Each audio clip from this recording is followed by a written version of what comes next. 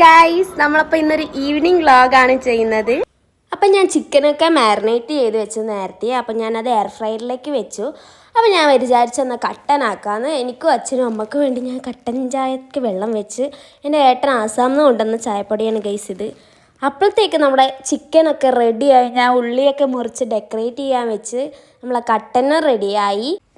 അപ്പോൾ ഈ ഗൈസ്, ഇതാണ് എൻ്റെ എയർ ഫ്രയറിൽ ഉണ്ടാക്കിയ ചിക്കൻ. നോക്കൂ, നല്ല രസമില്ലേ കാണാൻ.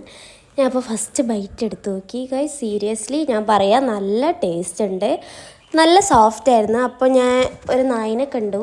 ഞാൻ അപ്പോൾ ചിക്കൻ്റെ കൊട്ട് കൊടുത്തു. അപ്പോഴാണ് ഗൈസ് ഞാനിവിടെ ചാമ്പക്ക ഉണ്ടായത് കണ്ടത്. ചെറിയ മരമായിരുന്നു, അതിലുണ്ടായി. അപ്പോൾ അതും കഴിച്ചു.